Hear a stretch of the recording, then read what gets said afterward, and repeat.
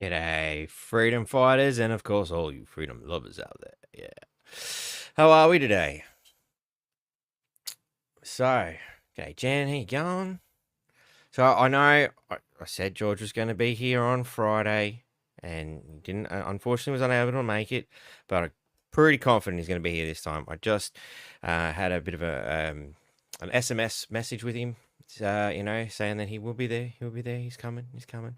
So I'm just gonna, keep this seat warm and get everything started. I finished my submission today. I'll probably go over it a little bit more, just to be, 100% certain that I'm happy with it.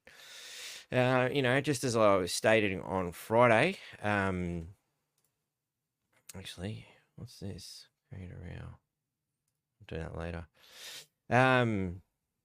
So I've attempted to I think I got it going. Did it work? I've attempted to re-upload Friday's podcast to Facebook because there's something seriously wrong with it. For some reason, it is stuck in live mode, and I cannot for the life of me figure out how to turn this live mode off. It's just doing my head in. I've tried to re-upload it a couple of times, but I'm still having trouble. I'll come back and have another crack at it, but it's still available on all the other platforms. So yeah, so sorry, Facebook users. Facebook's just being a right pain in the butt, which is very, very typical. Very, very interesting that of all the videos I'm having trouble with, it happens to be, the one where I explain how to do a submission. Very, very unique indeed, I thought.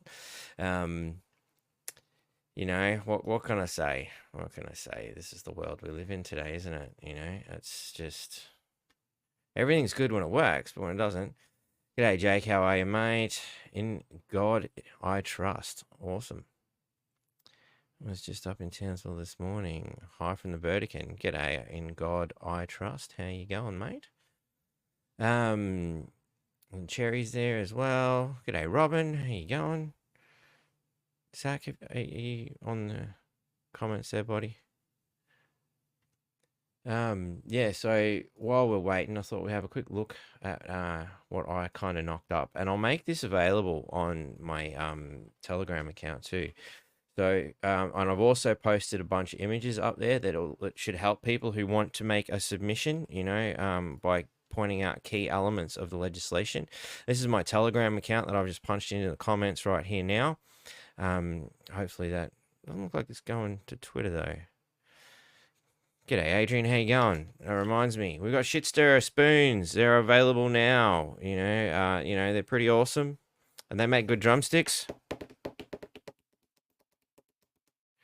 They are a whole $7.50 each. So yeah, drop me a line if you're interested in them. He's also done these cool little drink coasters, which are very important for all you sippers out there. They've got some little cool details and stuff on the backs of them and all that sort of stuff. We've got some different designs and different ideas. So those ones. So what do we got here? We've got this. So that's a photo engraved. They're $8 a pop. And then we've got the painted wood, which is $5 a pop. And for all you bargain basement guys out there, people like me, these are $3. These are just engraved straight into the wood. I actually quite like these ones myself. I think that's definitely my weapon of choice at the moment. And it's holding my drink quite well. Sips to all you guys out there. I know it's pretty important. And of course, he does these awesome photo engravings as well too. How awesome is that? So, that was our loud t-shirt contest with Pauline Hanson, that was. So, look out. George is here. Let's say g'day to George, shall we, people? G'day, George. How are you, mate? Good, buddy. How you going? Good, mate. Good, good. You look like you got the same microphone as I do. Yeah, the old Rode. I don't know what they call this one, but the Rode USB. Good Australian-made company. Yeah. Quality mics. They sound really good, I find. They certainly are. Yeah, awesome, mate. Awesome. Glad you could make it today. Thank you. Thank you for the invitation. No, not a problem, mate. Not a problem. Apologies to you and your viewers for my absence on Friday night. I'd love to give some elaborate excuse, but as you know, Buddy, it just come down to the fact that I was completely fatigued after travelling back to Australia from Madrid, and didn't realise how fatigued I was, mate, until I slept right through our allotted appointment time. All good, mate. I'd kind of suspected that, and that's what I'd said to the audience at the time. I'm like, I have a feeling he slept in. He's pushed himself too hard. That's all good. All good, mate. You're here now. That's the important thing. So, we should probably dive a little bit into the reason for why I've requested your presence here today, being this mis and disinformation bill, which is one hell of a nightmare, even worse than the last one. As I sift through it, I'm like, this is pretty bad. Seems so. Yep. Yeah, the inclusions that they've put in it now are bewildering almost. I mean, the one that really sticks out is the inclusion in what they call serious harms of banking. Any discussion around banking or anything that can upset the banking system. Well, think about the Royal Commission. All those people Yep. that were agitating for a Royal Commission and talking about what the banks do. Would they have been in violation of this bill if it was in at the time? Very bizarre stuff. Yeah, it's very disturbing, and especially seeing that Royal Commission definitely revealed that things were definitely not up to standard, were they? 100% that it did. In fact, I've got to say that Royal Commission probably didn't go far enough. But the serious harms, which you've got listed up there, I mean, just have a read through this, and this is the guts of it. This is what they're telling us. This is the signal of what they're telling us who they're going to come after. So if you do to the harm of the operation or integrity of an election or a referendum. So in other words, if we question now the conduct of an election campaign, we question how they might have gone about the counting process. You question anything to do with that, that can be considered serious harm to Australian democracy, apparently. Number two, well, it doesn't take Einstein or indeed Dr. Fauci to work out what that's targeting. Anyone who questions a false narrative that a certain drug is safe and effective would be pulled into line by Part B of the serious harms. Then we go on to this catch-all of minority groups, So if you're going to criticize Islam, if you're going to criticize Christianity or Buddhism for that matter, if you're going to criticize, the idea that a man can be a woman, you could come afoul of this particular section. Intentionally inflicted physical injury to an individual in Australia. I don't get why that inclusion has been put in there. That's something new. Isn't that already covered as a crime anyway, though? That's exactly. It seems pointless. It is pointless, but it's put in there, I suppose, as a way to justify the bill's existence beyond this censorship, which is what parts A, B, and C certainly are. I mean, if you go out there and you agitate for violence against someone, you've already broken a law anyway. And the same with if you're going out agitating for damage to critical infrastructure or disruption of emergency services, so that would already be a crime. But then we've got F, imminent harm to the Australian economy, including harm to confidence in the banks. What? Yeah. I mean, they're going to lock up all of Australia. Does anybody have any confidence in the banking system? Well, at least what they've taken out is a section, I believe, that was in the first bill, and I just can't recall it, but it talked about questioning the integrity of government and government institutions. Well, I think they do that themselves, so they probably took it out because they wondered whether they'd all get arrested. Wasn't the government exempt from all this, though? Indeed, it was. That's one thing that they have removed, but I'm going to say that it's the government is now, can be done for misinformation. But look, it's trickery. They never will be done. It's also trickery in the context of what they've now captured is political communication. So, in other words, if you, if you're a part of a political party that was pro, for instance, coal mining, and you put out an ad that questioned climate change, well, could you be done? for misinformation. Who knows? Yeah. Because they probably capture this. Like they've taken out the environment. That was one section that was included beforehand. Now they've got in public health. Public health was always in there, but public health now, if you go and have a look at, say, the new Australian Centre for Disease Control, they talk about public health being part of this One Health policy, which is something that comes out of the World Health Organization. And included within that is climate health, environmental health. So I think they can still capture us, the stuff they've dropped off, but it can still be captured. It's very, very dangerous. This bill has to be, I spent 11 years in the parliament. I saw some bad legislation come up when I was in opposition and when I was in government, but I've never seen anything like this. This would have to be the most harmful bill to Australian democracy because it completely undermines free speech. And if you do not have free speech in a democracy, you quite frankly, you don't have a democracy, really. You really don't. And let me cut to the heart of this. I mean, we already have really talking about the serious harms, but let me cut to the point what the government's selling this on.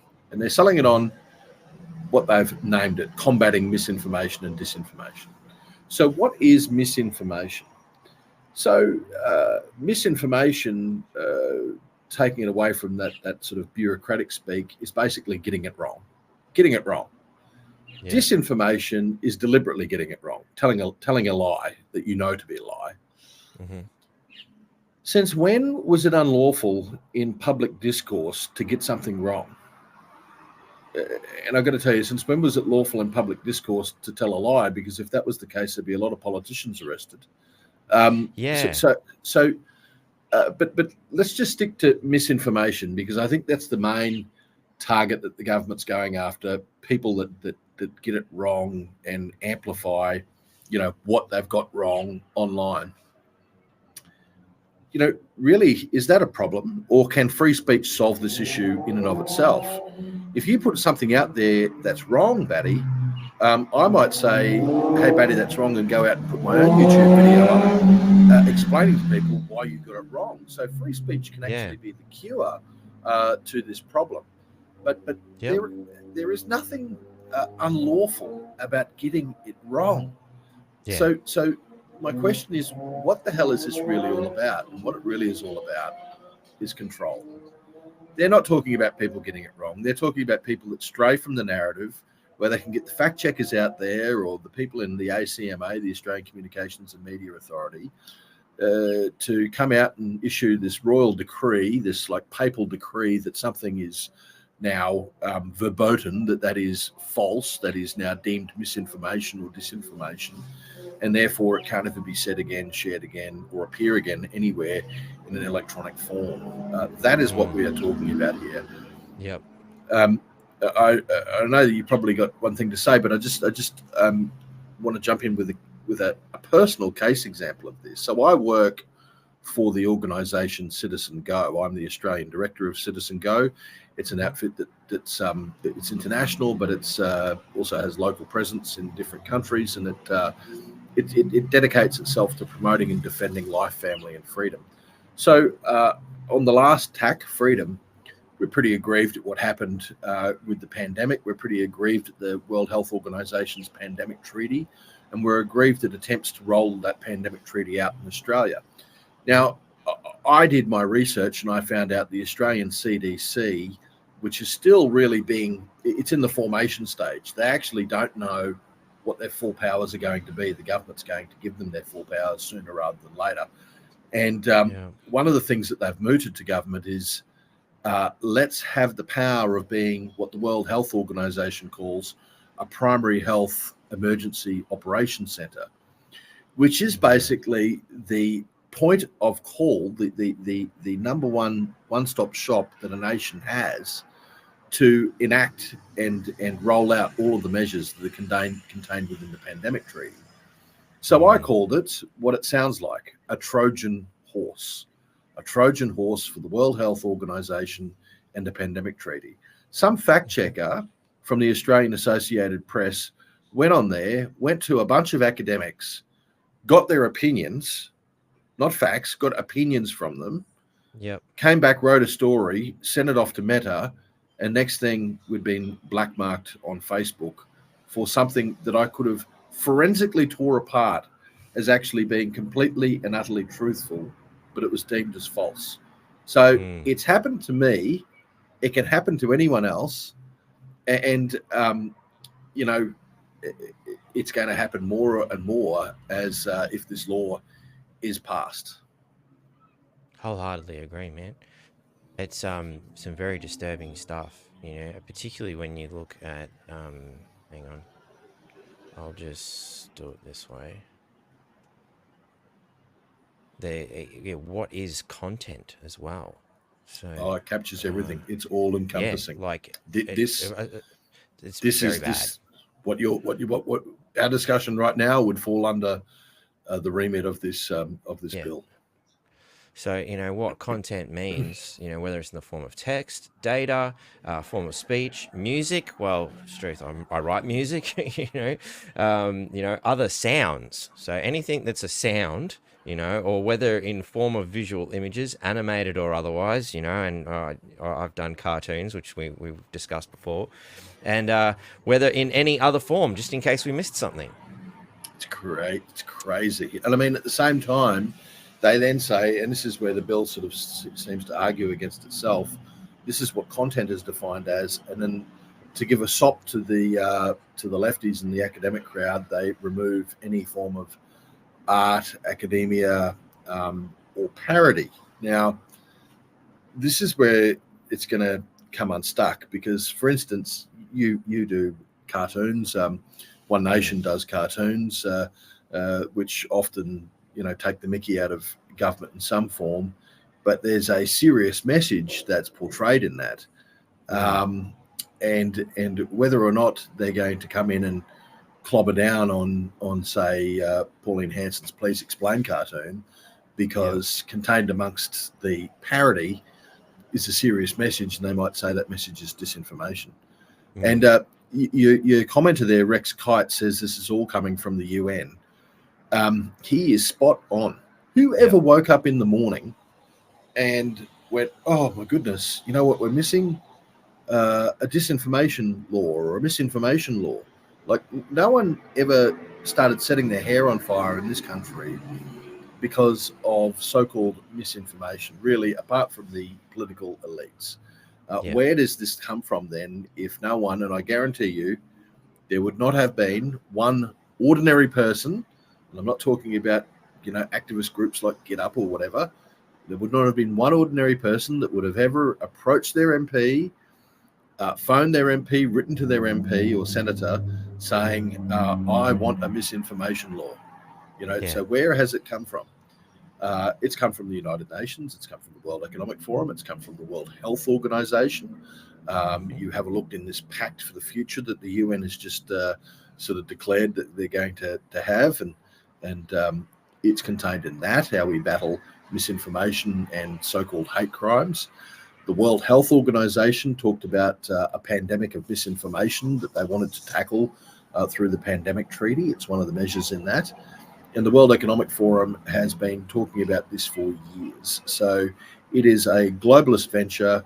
Australia is one of the, not the, but one of the first cabs off the rank. And look, others have said to me, what is happening here? Really, they can't tackle problems in the United States because of the First Amendment, the right to free speech in that country. Yep. Yeah. Joe So Biden had a crack at it. And he failed miserably. And he failed. So where can they do it? Well, they can do it in Europe, they can do it in the UK, and they can do it in Australia, and they can do it in Canada.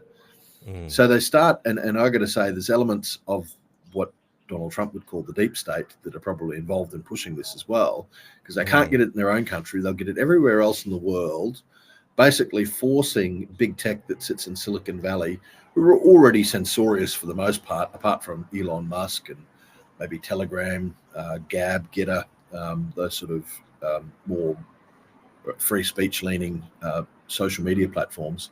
They're already censorious, but basically they're going to force them to adopt a super censorious approach to a swathe of countries, and then in the hope that we'll continue having the US operate without the super censorious approach. Well, that won't happen. Mm, They'll just yeah. basically adopt a super censorious approach to everywhere because it's private enterprise doing it. It won't be in breach of the US Constitution, and therefore they've got what Mm, they want. What they've got is basically control over the narrative, because mm, there are going to be not many platforms that escape the reach of these sort of laws, um, and they will just have to crush our content. They'll have to crush our content, or they'll face fines in the millions. And the one, there's a number of hopes here, and I want to get to that, but uh, you might want to keep talking about the problem before we talk about solutions, Batty. Wow. Yeah, it's probably not a bad idea to sort of dive in a little bit deeper, particularly seeing as I am trying to encourage people to write submissions which close on Monday. So it is of urgency. And all these slides I'm bringing up are available on my Telegram account for anybody who wants to just, Great. dive straight into the bits that are important, because I can't remember how many pages there is in this document. There's quite a few, but, people have already sort of started to sift through and do the hard yards for us. So, it's anything to sort of help people along, meaning of digital communications platforms. We know that. I Yeah, don't think we this really is need where to it get into talks that. about it. But It could. what I, Well, the thing what I is find, here, everyone's talking about a social media platform. And I'm going to mm, say it's not just a social media platform. Have a look at this. A yeah, content aggregation service. So mm, if it's a news aggregator, they could get into trouble. Um, it could be Google itself, mm, internet search engine. So they've got to take down yep, now websites that aren't that don't pass the government's truth test, the Ministry of Truth test. Um, and it could be podcast providers. yeah, Email. I'm just checking now. I'm pretty sure that uh, yeah, it would be so, interesting to see what they mean by connective media service, or what the minister might determine, because emails could also be covered mm, under this, I think. So if you've got an email newsletter or an email that you send out to a lot of people, and your service provider might have to sift through your email to check what you're sending to people. I don't know, mm. but that's certainly what the Act allows. So that's under section 7, which I can bring up here. It'll Show that it'll one. no doubt be a catch-all, just saying the minister can basically pass a regulation or designate something which is dangerous in and of itself. I mean, giving one person the power to suddenly uh, you know censor things like this is crazy. Exactly. So, for the purpose of this schedule, digital communication platform provider is a person who provides a digital communications platform. So that's anything. That's Yeah, pretty could much be email, anything that's could digital. be Yeah. email. That's right. Does it And go on to anything on the next section there, Batty? If you just scroll just down, past there. So it goes on to, for the purpose of this schedule, a person does not provide a digital communications platform merely because the person supplies an internet carriage service that enables content to be delivered. So Telstra and Optus are free. yeah, doesn't You cover know, ISPs. Yep. So, for the purpose of this schedule, a person does not provide a digital communication platform merely because the person provides a billing service or a fee collection service, which is, which is again, so the government is being, the distributor. NBN would be clause 2, and 3 would be Telstra, and all the rest who administer the bills for that purpose. There, I would Yeah. assume. Yeah. So it could pick up. So how I would read that, and you probably need a lawyer to sift through it, but it Mm, probably wouldn't pick up a private email service, but it probably would pick up a service like if you had a newsletter through MailChimp or something like that. mm, I think MailChimp would certainly be in the firing line here as a digital communications provider. So mm. very, very dangerous. Yeah, very, very dangerous bill. Yeah. And as we've seen, like, down the bottom of this bill, there's a whole bunch of amendments to other bills. And I noticed the Labor government loves making their amendment bills. So, how easy was it be for them to just amend this particular line out, and all of a sudden it is your internet carriage service, SMS, and MMS Well, later down the track. this is, people say don't use the slippery slope argument. It's a bad debating point, but the problem is that it's a reality as well. Everything tends to slide in the direction of more control. And so, if you think that this bill, if it was to pass, would be the end of the matter, you'll have another thing coming. There will be more and more and more control around what you say and where you say it. So I have no doubt that they'll come back and try to tackle this further. It'll probably, here's a question. What's the difference between an online newsletter and a print newsletter? So they might start coming after independent newspapers such as The Light, any independent magazine that exists. That's the crazy thing that we're talking about here. Can you imagine the government coming out in Australia and saying we're going to ban a newspaper? And why we're going to ban that newspaper, or we're going to ban them from saying certain things in the newspaper, and why we're going to do that is because it doesn't have some sort of complaints process or code of conduct. I mean, essentially, that's what they're saying they're going to do online. So this is crazy stuff. Yeah. And in my submission, I liken this to what the Nazis did, themselves, which was fundamentally that. I mean, there was no digital communications at the time, so it was the newspapers that they took control of, and various other forms like that. You spoke out against Hitler or anything like that, you were in a lot of trouble, and again, I'll put this in my Telegram thing, and I'm going to make this submission later today as well once I go through it a little bit more myself. But I went straight to the Holocaust Encyclopedia. How did the Nazis use censorship? By closing down or taking over anti-Nazi newspapers. By controlling what news appeared in newspapers, on the radio, and newsreels, which is fundamentally, most people are going to digital formats these days. The internet is the big source. So they're effectively doing that by targeting the internet. But as you say, once people stop using the internet and then we're going to newspapers and we revert to an old system, this will be the next step, I imagine. Yep, that's for sure. One of your commenters there talked about Menzies and banning opposition political parties, and indeed, actually, this is interesting part of our history, and it goes to something that I want to touch on.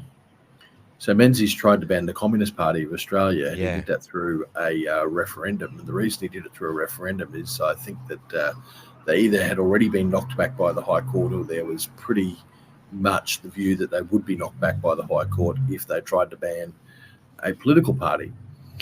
And in later times, the High Court has actually found that there's something called the implied constitutional right to political communication. They always said that there was a right that people had to express themselves democratically for the good functioning of our system of government.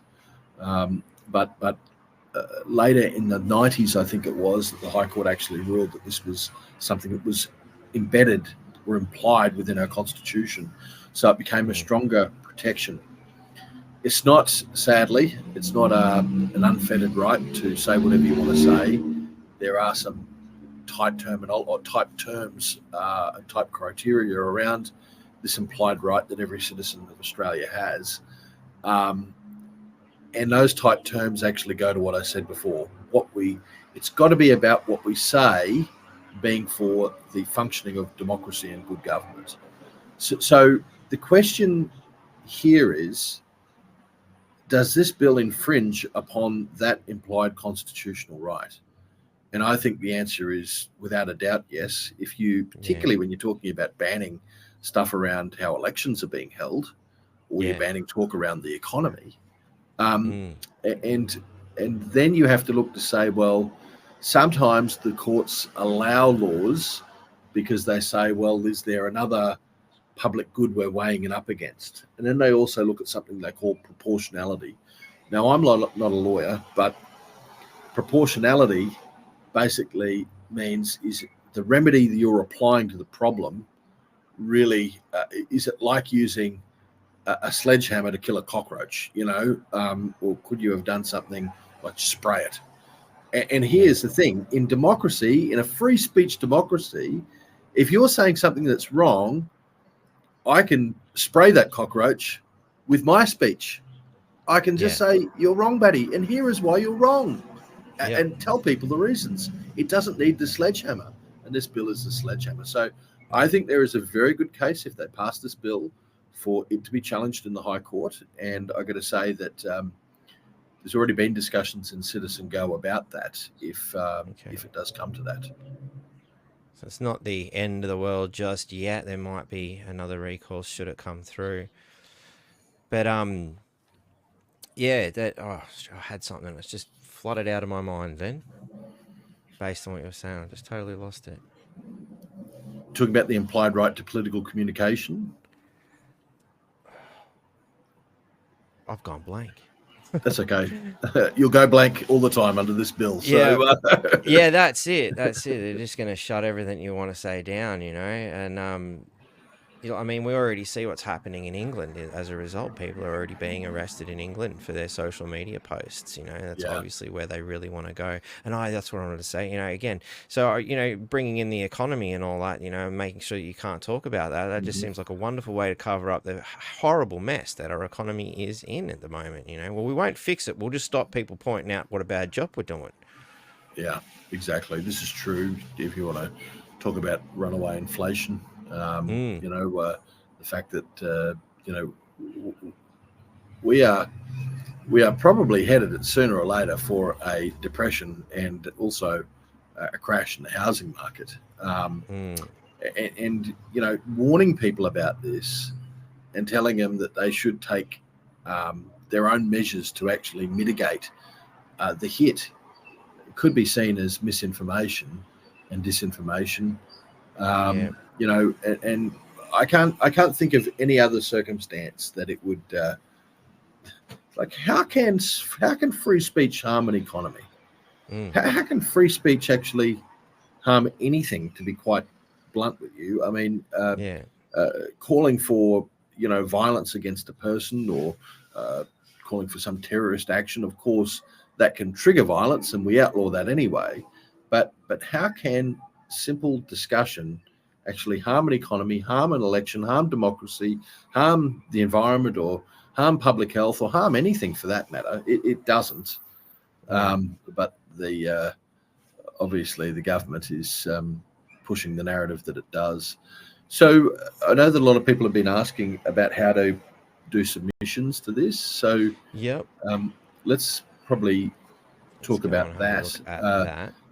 There is you can go directly to the Senate committee. So let's back it up a bit. The bill has been. So I think you still got your petition is open. That's one good thing. So I know correct. I've signed it.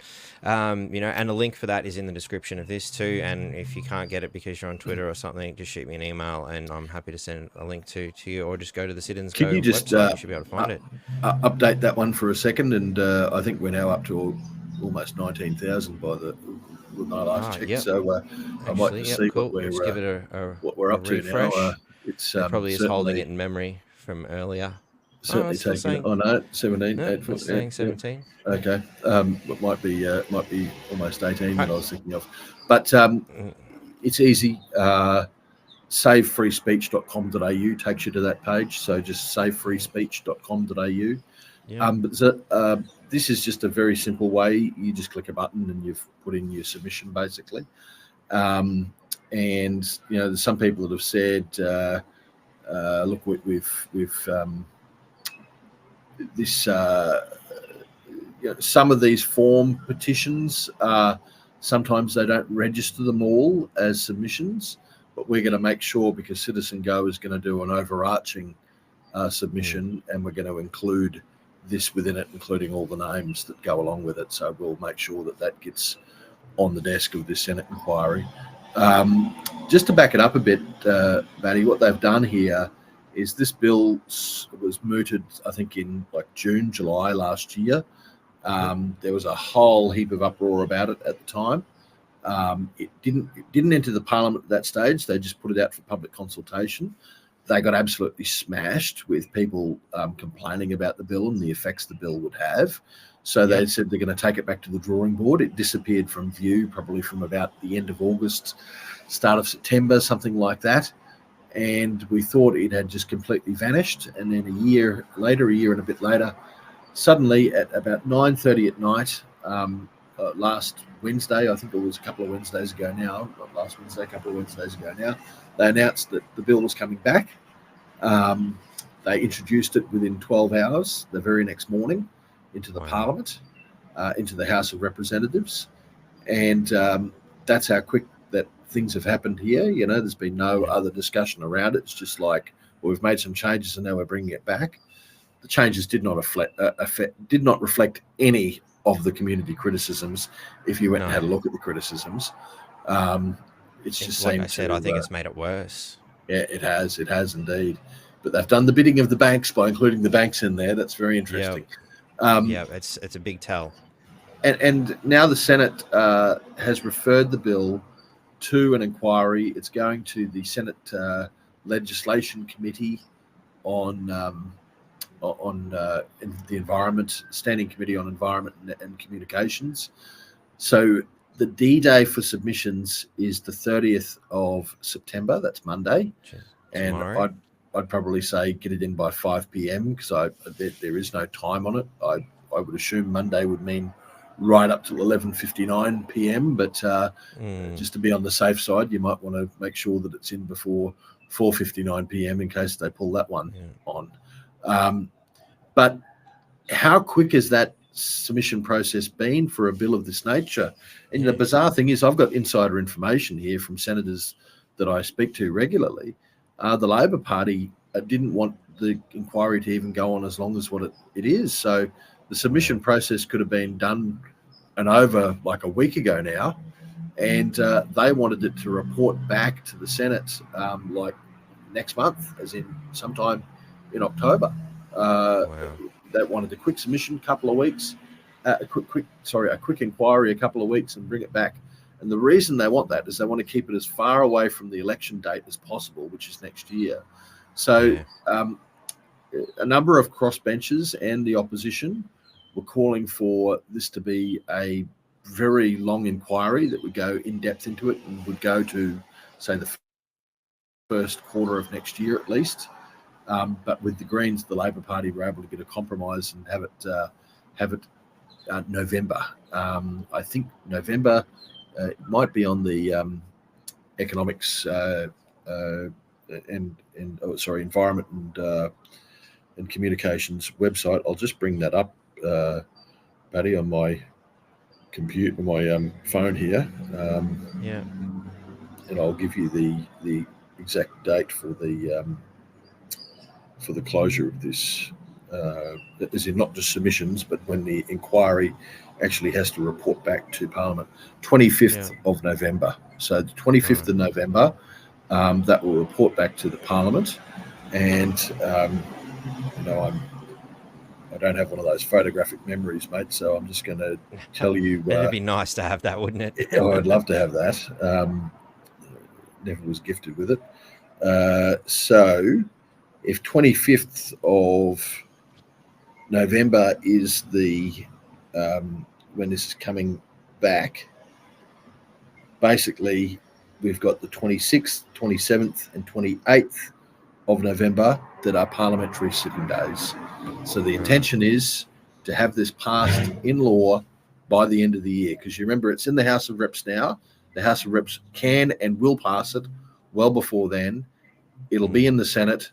The Senate committee will drop the report on the 25th. Watch for the 26th, 27th, 28th of November.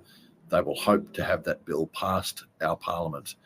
And so number one thing, get your submissions in. If you don't want to use the Citizen Go one, there's a variety of others. The Australian Christian Lobby have got their own petition.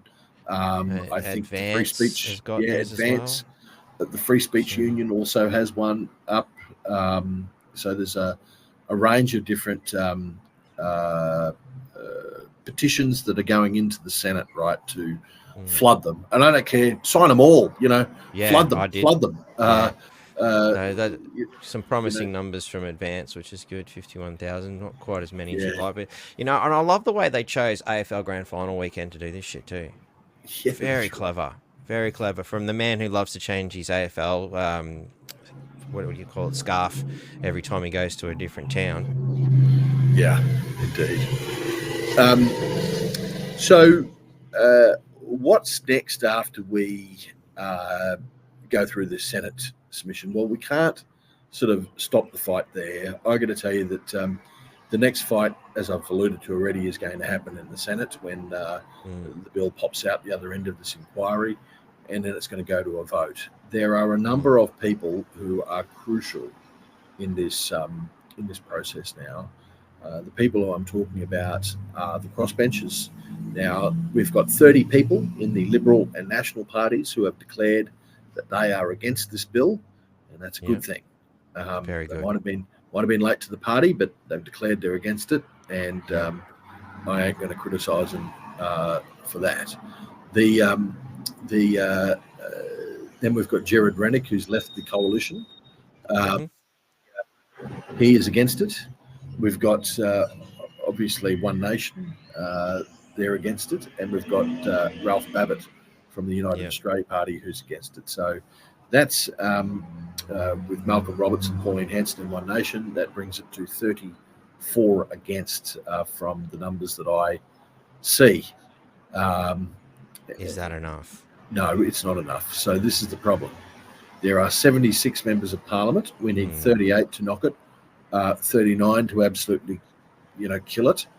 And so that means there needs to be another 4 or 5 people found to get this bill destroyed. Now, who is on the crossbench? Well, it's a motley crew, but we've got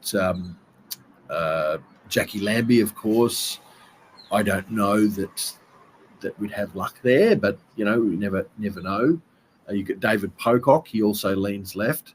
Well, you got the Greens, and the problem is that they have been on the public record. I saw something from Senator Sarah Hanson-Young that really just was saying that governments needed to do something to clamp down on the misinformation, particularly that was coming out of X, because X is now more right wing, more conservative and libertarian than it is mm, left wing as it used to be. yeah, So I don't think we can rely on the Greens. We're going to have to rely on the crossbenchers. I think the ones that will be interesting to watch and to actually call up if you are if they're one of your senators or if you have some in with them is people like Lydia Thorpe, who left the Greens, people like mm, Fatima Payman, who left the Labor Party. They might be people that can get on side. If we can get Jackie Lambie and if we can get Tammy Terrell, then that will also be a good thing.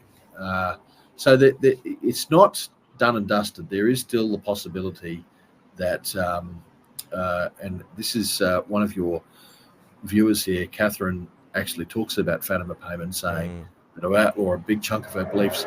Yes, just think that people who are, strong socialists, mm, who have views that are, you know, outside the norm, I guess, or outside mainstream on, for instance, the Israel conflict, yep.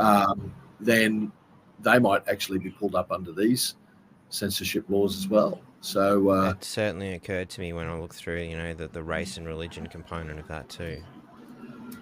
So yeah, it does, and again, it depends on who's in power at the time as to which way they're going to, go, oh, we're going to focus on this, we're going to focus on that, oh, we'll let this slide. It all depends on whether it suits their agenda, doesn't it?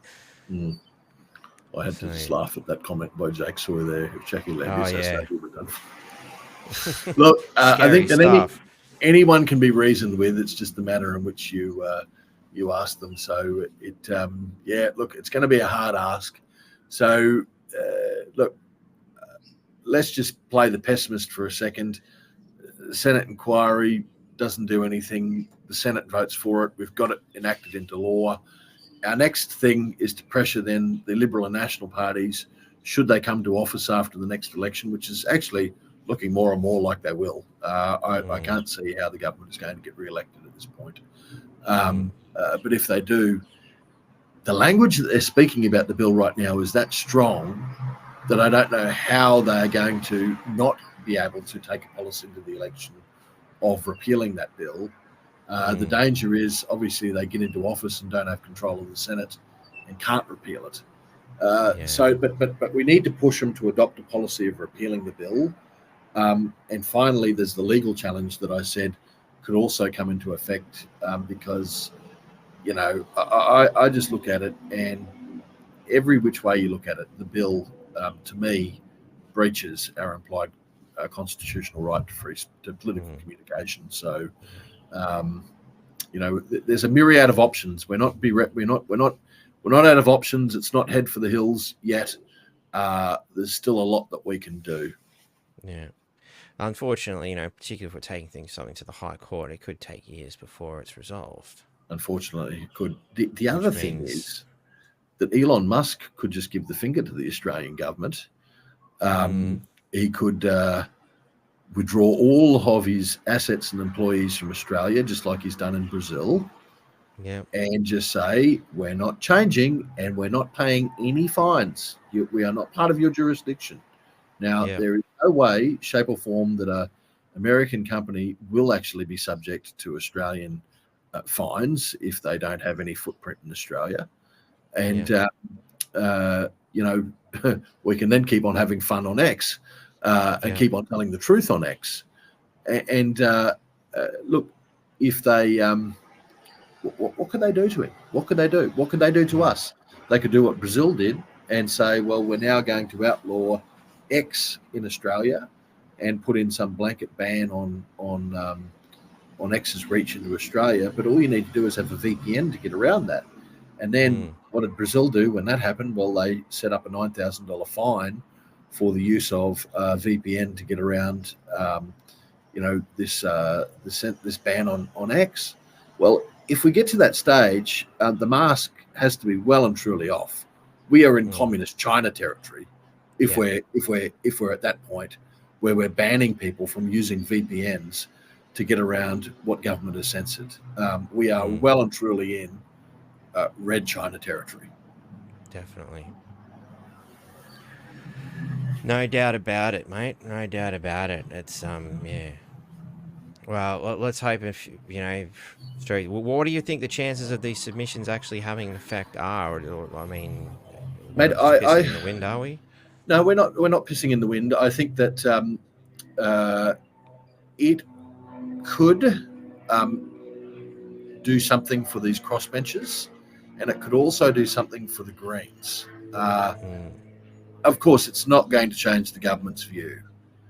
Apart from, it won't change the government's view, but a couple of people could start getting nervous within the government. More than a couple of people. A lot of people, particularly marginal seat MPs, could be looking at it and saying, boy, a lot of these submissions come from my voters. And quite frankly, there's people on both the left and the right and people in mainstream Australia that don't want to see this. So they could know there could potentially be people who voted for them last time who will not vote for them again. So that's why flooding this committee with these submissions is important, because it will be known about, people will see it, people will hear about it, and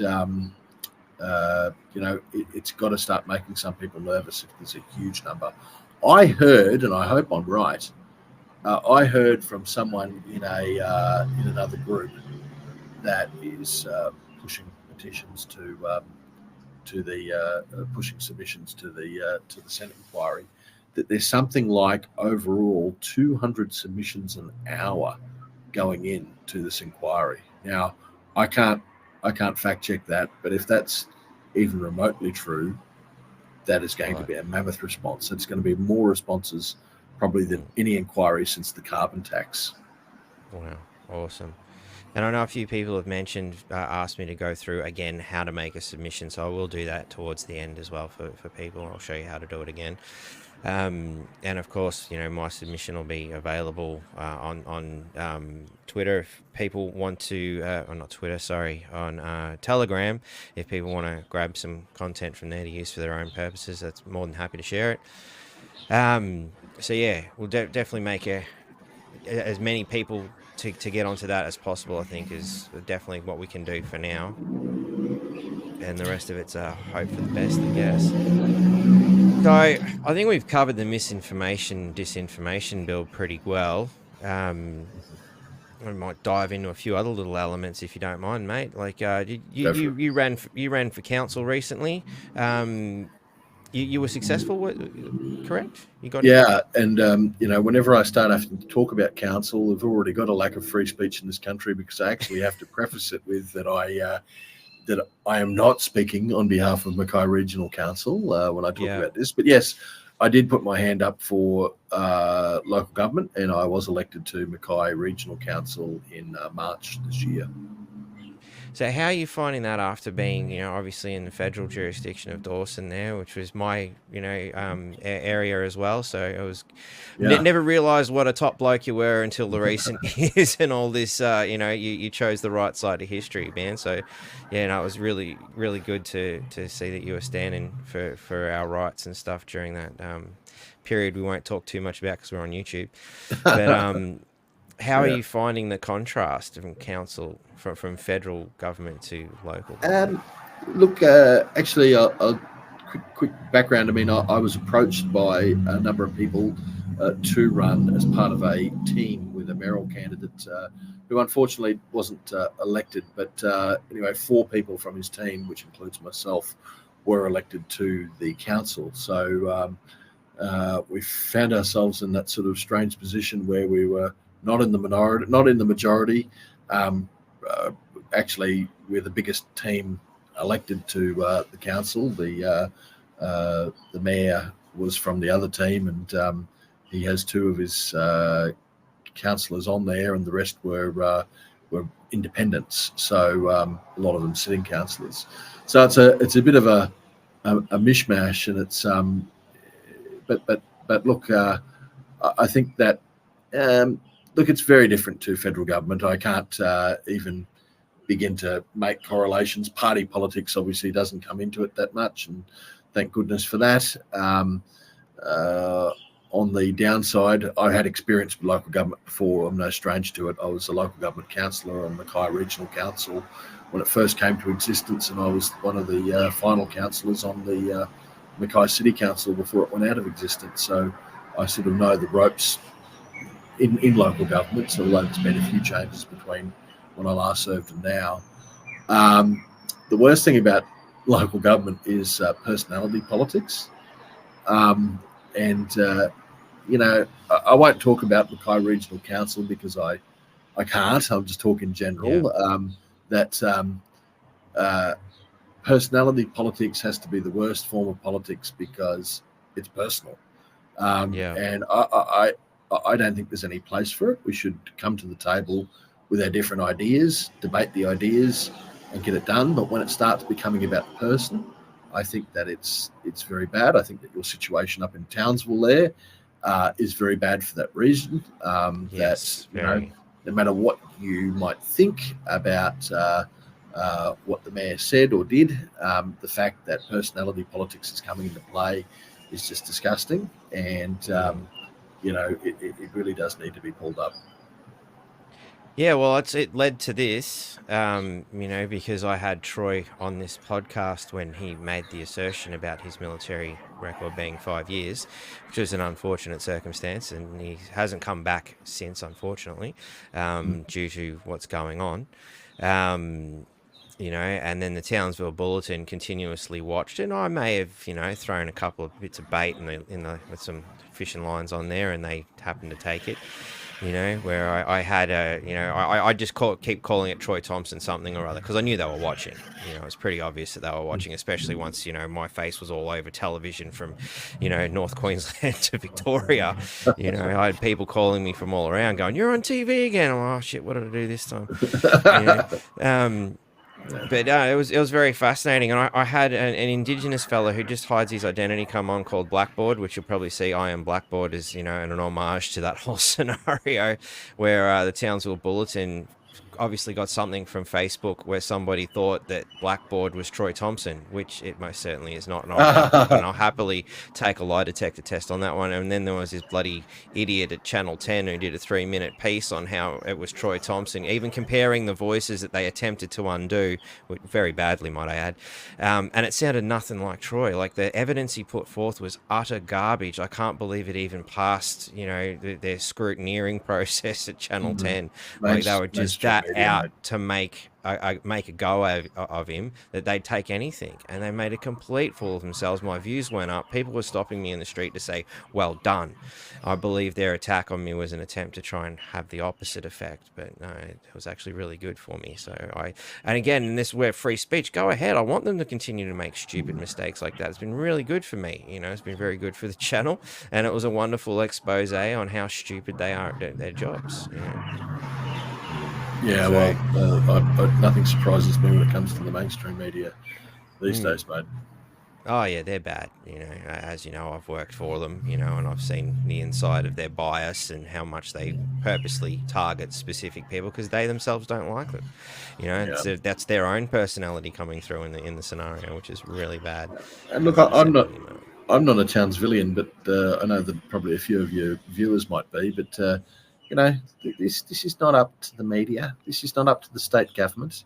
I mean, you know, uh, if people think that Troy told a porky deliberately, or whether it was because of his, his condition that he has, and he just, forgot or got it mixed up.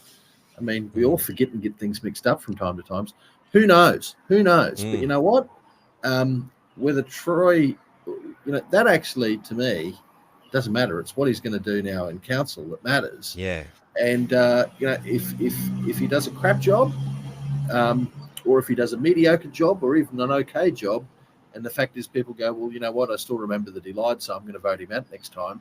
That's Mm. the decision for the Townsville public to make, Exactly. not for the media and not for the state government to make. Mm. But I I I fear that you're going to have the state government come in and usurp local government right now. And actually, I saw something in the press just a couple of days ago, as you would have, Batty, saying that there are rumours that the premier is going to come out and dismiss him, and that'll Mm. probably be done before they go into caretaker mode. So I don't doubt that there's going to be something that happens because it's obviously politically popular. But I got to tell you, um, it's just wrong. It's just wrong. Yeah. Someone's elected, you let them serve out their time unless they do something illegal.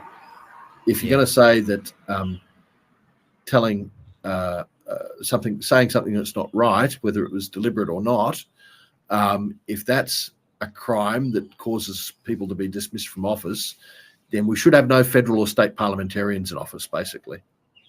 Well, Stephen Miles himself was caught lying his first day in Parliament, and he wants to sit in that glass house throwing stones now. That's he can lead by example and resign himself. Dangerous stuff. Yeah, very. It's bad. You know, I'm a bit disappointed. I was hoping to see what Troy could do, but when you got 10 councillors working against him, and I was a bit disappointed to see all 10 of them, you know, gang up so quickly. You know, it didn't take And so the didn't take long question, for us to turn to I could put chaos. this question: do we really think that the attacks on Troy Thompson are about the fact that he got things wrong um, when he was selling himself to the public, or is it something else? Oh, it's Um, clearly something else. if he wasn't uh, a populist, which he is, would we have the attacks on him that we see on him? I don't think so. You know, I don't think there would be this free for all if Jenny Hill had been found out to have told a few lies. Oh yeah, definitely not. It wouldn't have occurred. So that's what annoys me about this. That Mm. and I know, and everyone else that knows about politics knows this is not about Troy Thompson saying things that weren't correct. This is Yeah, about something deeper. Anyone that goes against the narrative is just going to get cut down, and the machine just comes into play, whether it's local politics, state politics, or federal politics. We've yeah, seen it before, and we're seeing it now. yeah. I'm inclined to agree. Troy's not the kind of person that they can mold into their little UN puppet, so to speak. I definitely think there's some sour grapes from Jenny Hill and her mass influence over this town, in my opinion. Even with her sway within the Townsville Bulletin and various boards that she's on around town, I think there's a lot of pressure being put to make sure that he is removed. They don't want him there because he'll do the right thing.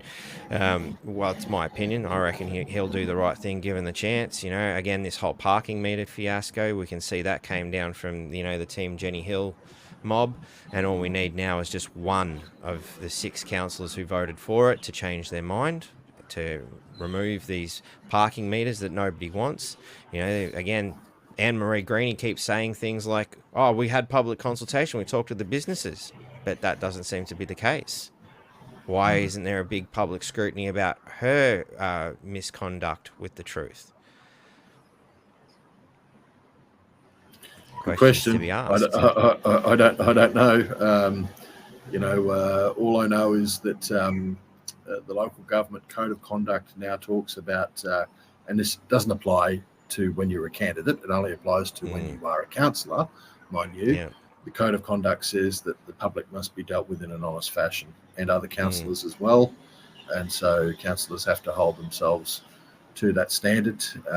I can tell you, I know of cases where councillors, I won't say from where, I've got up in chambers and said things that are just completely and utterly not correct. mm, I haven't done anything about it because I don't want to get into a tit for tat. But certainly, if the public decided that a statement that a councillor made was incorrect and it was proven to be incorrect, mm, then they could, have them done for a code of conduct breach. But my point is, it has to be proven to be yeah. incorrect. So if you had been out there saying, we're going to tear down this park, and we're going to tear down this park because we've consulted with the locals and they've told us that they wanted it torn down, and then you found out there was actually no consultation that went on, well, I'd say that it'd probably be a clear breach. But that's Mm, just me. yeah. And another fascinating element I've noticed recently, Troy fired back with his own, I believe, councillors are taking, bribes and, gifts and things to that effect. But, the Triple C was able to resolve that very quickly, whereas Troy's matter is still sitting there in limbo and has been for months. Mm. Very fascinating that they could move fast when properly motivated. Yeah, look, I didn't even know about those allegations because I'm just removed from Mm, Townsville local politics, so I no, probably fair couldn't enough. offer any comment. But yeah, it is funny sometimes our Yeah, it's mostly an systems that are slow observation. moving move very quickly. Yeah, yeah, especially when they want to. Especially when they want to. So, yeah, I think that kind of pretty much wraps up everything that I wanted to sort of have a yarn to you about, man. So thanks heaps for coming on. It's been No been worries. an hour Thank now, you, so buddy. Yep. not a And worry, mate. mate, just the website again if people are wanting it for that misinformation and disinformation Yep. submission. It's savefreespeech.com.au, and I don't know if you want to show it, but I've got a little promo video in that I've already got it ready to go. ready to go. Great. Freespeech.com.au, wasn't it? Savefreespeech.com.au. So there is the Oh, with double E. double E. All Yeah. right, let's edit that.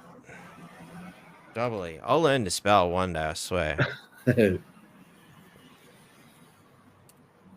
Well, it's the English language, mate. When we say speak, it's SPEAK, and then speech is double Yeah. E. So go figure. These are the problems I've been wrestling with all my life. It's like, come on, guys, can't you just like have some sort of order to this chaos? Does my head in. Does my head in. It's and as we move more and more to the Orwellian realm, I'm starting to be concerned, because I was always okay with maths because 2 and 2 is always 4. But as we move into Orwell, truth, that might not even be Indeed. secure anymore. Indeed. So there you go. Check that one out, and we'll go out here with your video before I come back and show everyone how to make a submission. So here's the video. Okay.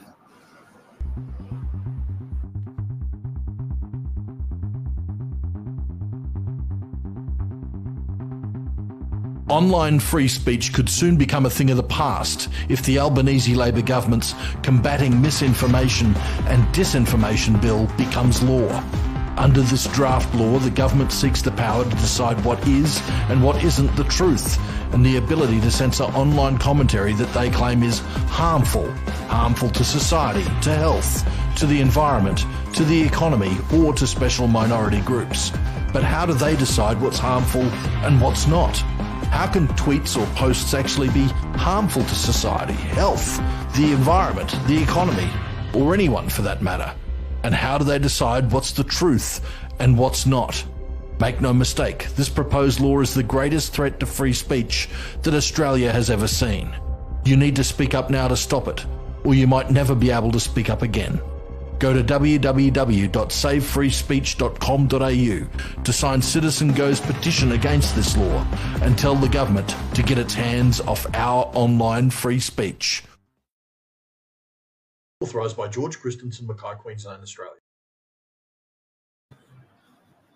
There you go. So thanks heaps for coming on, mate.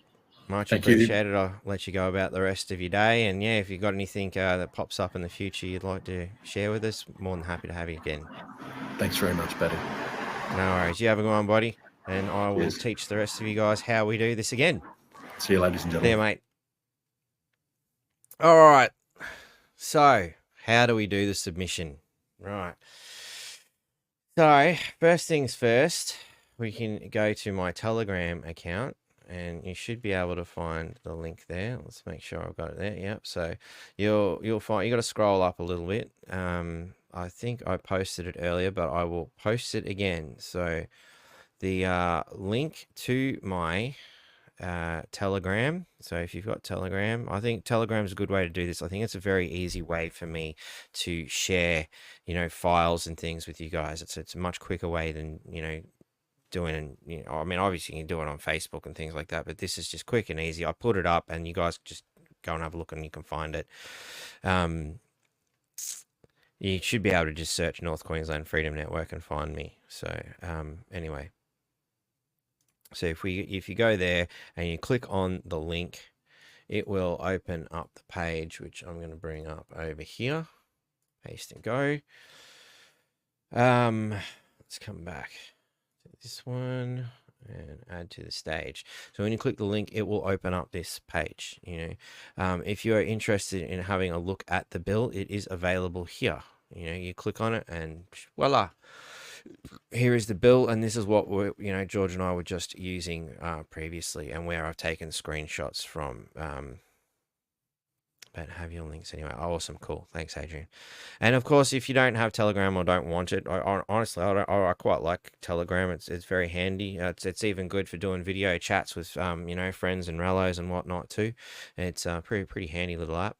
I'm not going to go and say it's a safe platform because we don't know. And oh yeah, by the way, I forgot this, we've got these little pen things as well. I've got my little digital pen in mine. What are, if anyone's interested, the leather pen case is a $10. So some more amazing work from Adrian there. I meant to mention that before, but it just kind of lost from the field of view. So yeah, if you're interested in those, I think I'd be more inclined to take my digital pen with me now, which is for my tablet, because I'm less likely to lose it with that, I think. So anyway, you can just click on that and it'll bring up the bill. So that's one way. There is, explanatory memorandums and all this other stuff. I don't really see much point to it. Just get straight to the text of the bill. That's what you want to sort of decipher. So from there, you go to upload submission, this nice big button on the side here. As soon as you open it, it's right there. You upload your submission. So write it out in Word or some other text program of your preference. You know, you will have to create your My Parliament login details, you know, or just straight up log in. I believe I'm not logged in. So just forgive me while I bring that down, because, you know, I like a little bit of privacy on this one. It's funny enough. So I wasn't prepared to do this. So I have to quickly just find where I put those details. Sorry, this will only be a moment. Oh, come on, wake up, hard drive.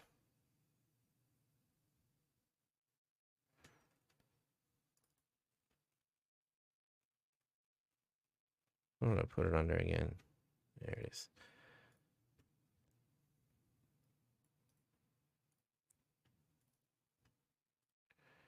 So,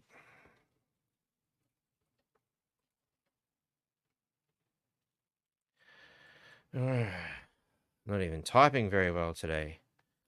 All right. So we click the login button once you've made your thing, and here's make your submission. Now you'll find that because you've gone through the page, it should automatically select this one here, Communications Legislations Amendment Combating Misinformation and Disinformation Bill 2025 is selected. If not, it's only a few down. You'll see it's right there. Make sure you've selected that one. Once you're through that, you click next. If you you know, you can do it as a person, you know, punch in all your details and all that, you know, like as I joked on Friday, you can type in your title as God. You can type in your title as man or woman, you know, be creative. Why not? You know, or you could just go, well, I don't want to fuck with this. Let's be you know, a normal good little slave, and write in Mr. or Mrs. or Mrs. or don't ask me. I've never been able to understand the Mrs. thing. It doesn't. I can't wrap my head around it. You know, punch in details and all that stuff. I might just drop that down for a second there.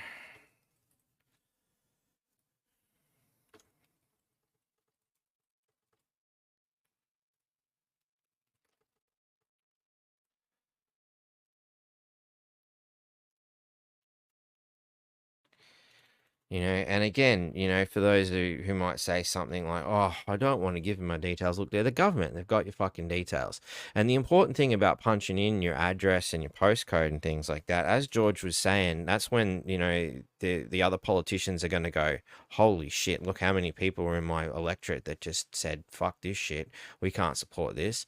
You know, it could mean me not getting voted again. So I think it's pretty important that, put that ego aside for a moment and just punch your details in, guys. Seriously, like I said, the government have already got it anyway. It makes no difference. And you know, if you're gonna be a freedom fighter, if you're a freedom lover, even, you know, you've got to be prepared to make a few little sacrifices here and there. We're going to battle, you know. Put your head on the chopping block. Look, my face has been all over the bloody country, you know, thanks to Channel 10 and Current Affair and Townsville Bulletin, all the various people for, you know, my assistance with Troy Thompson. So seriously, that's what do I look worried? You know? So, yeah. Once you've punched in all your details, you click the next button. And why did I close that down? Now I'm going to have to do it again.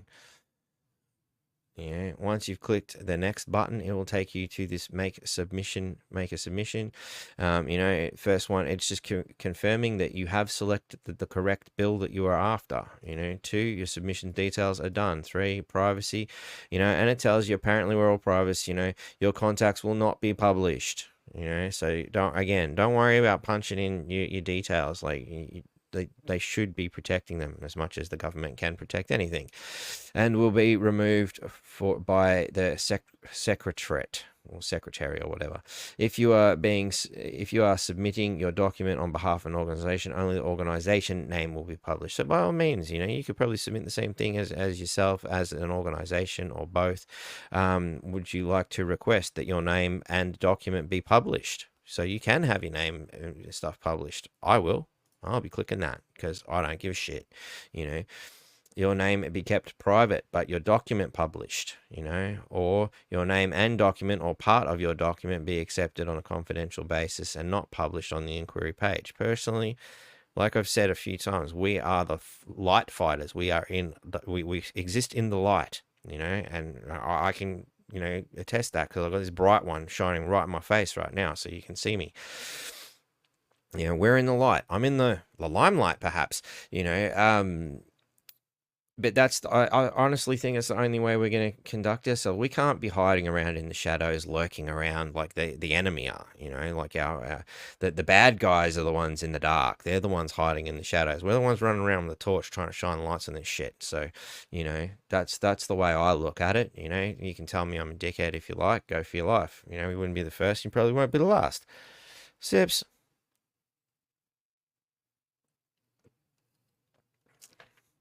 And don't forget to click those like and little heart buttons and all those sorts of things, It helps these posts get up a little bit more, and share it round hardcore this afternoon because people need to see this. They've only got till tomorrow to do something. Once you've done, selected which way you want to go, again, we click the next button, and there you upload your files, and from there, you pick wherever you saved it, off you go. Pick your file and then click submit and you're done. It's pretty much all there is to it. I could probably just submit what I've done now. I'll bring that up again so everyone can see where I'm at. I did get a bit carried away, but I also amended one that I'd already done. Actually I'll go click that onto, make sure that's on Telegram now. Did I put it in there? No. So, you might want to spell check it. I think we've determined several times that me and spelling have never been good friends. I try. It's not from lack of trying. I think I do my best to be friends with spelling, but it's just doesn't work. Just doesn't work.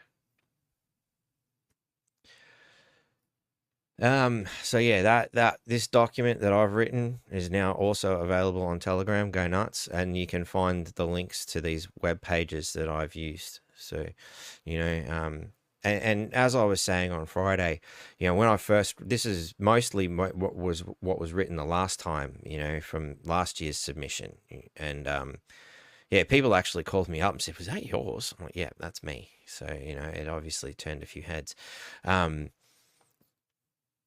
Because the first thing I thought is this is exactly what the Nazis did. They keep saying right-wing people are Nazis and all this other shit, but it seems to be the left that are carrying on more like that than anything. So I'm like, well, how do I prove that point? Cool, Nazis and censorship, and this is what come up. It was pretty much like the first thing, really easy. By all means, use your own creativity in that regard. What kind of totalitarian dictatorship does this remind you of? The more variety we get into these things, the better.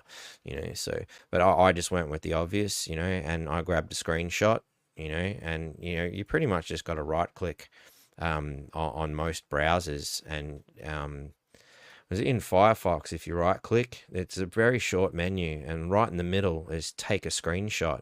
And when you click that, it automatically selects around certain things for you, and then you just download it to wherever you want. I'd recommend creating a folder somewhere on your computer, desktop if you're one of those lazy people. Personally, I have storage drives for these sorts of things so that I don't clutter my desktop with shit like some people do. I do try to keep things neat as best I can, but when you're in a hurry, things get a bit sloppy sometimes. So anyway, that's how I got those things, was just by Firefox. If you use Firefox, I'm pretty I think in the Brave browser, there's a screenshot thing up the top.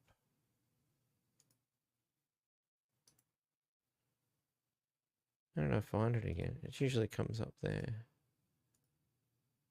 Oh, it's got to be on the right page. No? There's a screenshot button there, I'm sure of it. Well, you should be able to find it. And if you're not sure, again, do a search on it. Whatever your browser is that you're using, type in the browser, how do I do a screenshot? Somebody will explain it to you. Firefox is a relatively easy one to use. I find it's, pretty well built page. It's a shame it's not as freedom oriented as it used to be. Sorry, what are you writing? Batty, watch what I linked in CLO comment. It resonate with you. You're a good person. We just miss it. I'm not sorry. What's that?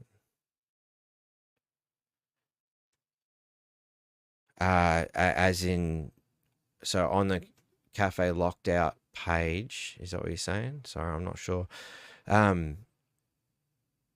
You can always email me this stuff, man. Like, that's probably the quickest way. Like, I know a lot of people are like sending me stuff from Facebook and various social medias. It's a lot easier if everybody just emails me stuff. I've told you see how many people are watching you in different channels. Well, yeah, I can. So fundamentally, there's 263 right now. Majority are on X's Cafe Locked Out by the look of it. There's only a few on Facebook, which is strange. I would have thought Facebook gets quite a lot of views, but it's only 13 there at the moment. It's mostly Cafe Locked Out X is where most of our views are coming from. If I go to the live stream of mine here, it's 11 there and 113 on Rumble as well. So yeah, because the Rumbles don't come up in there, and I imagine, let me bring that down. There's the BitChute one. I'm not even sure if, can I see that? BitChute's changed everything all around. It's a bit hard to, if I go there.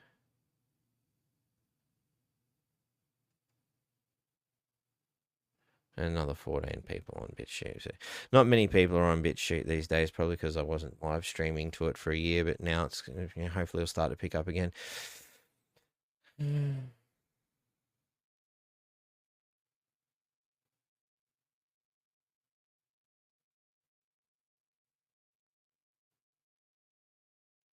Yeah, they love to, make an example of people, and they do that. And, funny enough, if you go back to one of my previous stories, I did one with a fella by the name of Earl. He's an Indigenous elder, and he was removed from his property, and they used native title to remove an Indigenous elder from his property for not paying rates. So, there's a lovely little fact about them too. So, is there any other questions that people have on how to make a submission? I'll bring up my submission again. Sorry. So, I made references obviously to, what happened during the Nazi occupation, closing down Nazi newspapers and all that, and how similar these things can easily be used. How editors were especially obligated to keep out of the newsroom anything which was misleading to the public by mixing selfish interests with community interests, which is again a very socialist construct. You should care more about the community than your own selfish desire for truth, for example. There we go, another spelling mistake. I referenced the parts of the document that I was using. So again, you'll find those shots in Telegram, and I make reference to certain parts, and in there obviously there's a few pages, mostly because of all the screenshots I've taken, using certain things, from different places. I grabbed that from Senator Rennick, this one. It's the same as some of the other things I've brought up, but I thought it was good that it highlighted certain elements, just makes it quicker and easier. There are a few other people out there at the moment. are already sort of putting these things together. So, X is a great place to go and have a sift through and have a look at other people that are sort of pointing out what's happening. You can just search mis and disinformation bill articles and see what other people are writing, and grab stuff from articles as well if you're feeling inspired in that manner. Obviously, I've got 8 pages here in my submission. And I even come in to bring in how it stifled art in communist Russia. Artists just refuse to write or draw, paint, music, whatever, because how can you when you're not allowed to be creative? Stalin here, there were 3 main reasons why Stalin used censorship: to control what people knew, to stop any criticism of him or his government, to stop any opposition developing or having the ability to undermine the government. And again, that would be a lot of what's happening based on what's going on here. So I hope that's helpful. All your bits and pieces are available there in Telegram. And it's also not bad for people who may not be getting notifications from your various social medias that this stuff is happening. So I always post a link to the podcasts for Rumble and BitChute, and I mean, if everybody wants more from everywhere, I can do that too. But at least it lets you know that it's happening and what's coming up. I know there are a few people who have requested that I do that because they have trouble figuring out how to find things, and it's just easier for them to click the link and find the show that way. So it's always available there on Telegram. I'll always punch a link, just as I did today. Punch BitChute and Rumble in, because I find those two are the best. I think they're the most free. Yeah, I think that kind of concludes everything. There were other things I wanted to address, but I just haven't got a lot of time. But one that kept popping up, a few emails and a couple of people even text me about this, is yeah, I'm not going to show it to you. I'm going to change that screen. Sorry, is the 2 moons, and I'm like, righto, because straight away I think the term is a little bit deceiving. Earth will capture a second moon. According to this, it happens at 15:54 EDT. I checked that against Queensland time, and it actually came into our solar system, or to our planetary orbit, at 5:54 a.m. this morning. You can go have a look, but you ain't gonna see shit. That's how big a moon it is. So look, in a technical point of view, a moon is fundamentally, a large object that orbits a planet. From a satellite is also another term for a moon. So just keep that in mind. So satellites are kind of like moons as well when you think about it like that. It's something that's captured. And you can see the satellites orbiting. You ain't gonna see this thing without high-powered shit. So when people say, "Oh, there's going to be 2 moons," there's 2 moons, it's like this big deal about it. And I'm like, all right, cool. I'm going to look at it, and I'm sure I'm going to be disappointed. So according to this, the mini moon will start orbiting the Earth this weekend, but will it be visible? That is the big thing. So they're currently calling it asteroid 2024 PT5, and I couldn't even get it to come up on my stargazing app, when I searched for that particular thing. Perhaps they just haven't updated the app yet. I don't know. But anyway, they say 2 is better than 1, blah, blah, blah, blah, blah. When, they discovered it. So where did the asteroid come from? How long?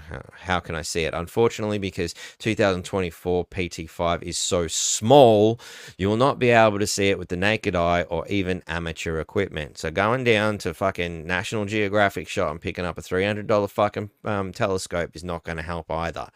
You need the professional stuff, so you're busting out big bucks. I wouldn't even begin to tell you what you should buy if you have the money to buy it, because I don't know. That'll be something for someone else. But to give you an idea, our mainstay satellite's diameter. So there again, there's the use of the word satellite instead of moon, because it's just an orbiting body, right? The diameter is 3,474 kilometers. This is only 9.75 hundredths of a kilometer. That's right. 32 feet. 9.75 hundredths of a kilometer. It's, which I would put down to, thousandths of a kilometer. So it's not very big at all. 32 feet is probably about 9 meters. I'm guessing that's how that translates. I'm too tired to think. Anybody better with maths than me can you help me there?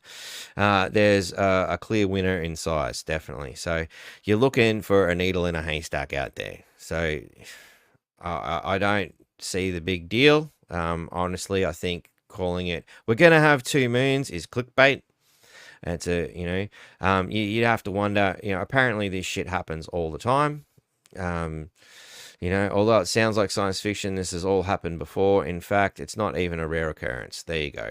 One asteroid named 2022 NX1 first came into Earth's orbit in 1981 and liked it so much that it came back in 2022. Scientists predict that 2024 PT5 may come back in 2055. The night sky holds many wonders yet to be discovered. Now, another thing to consider, being a bit of a sci-fi space buff when thinking these things. Right.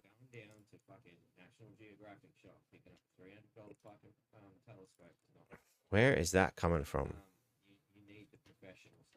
For some reason, I'm starting to hear myself again.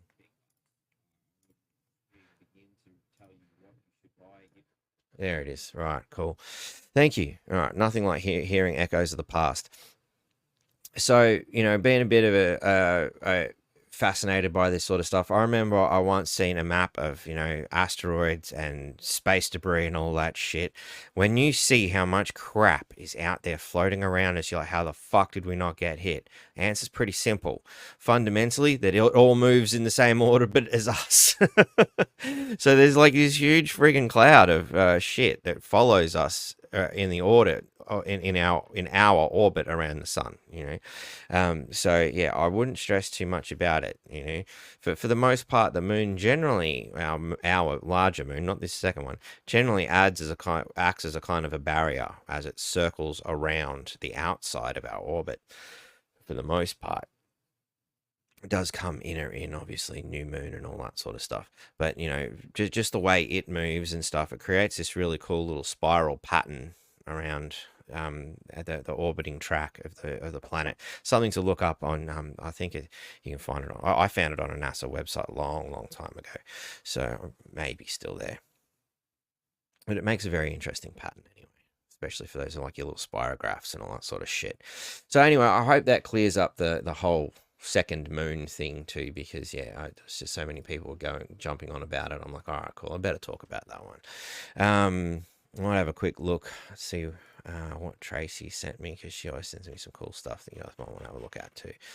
So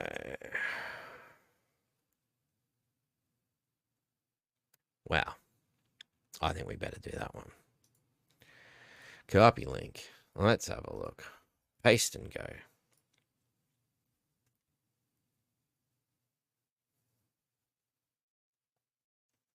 Nice work, Aussie trader. Nice work.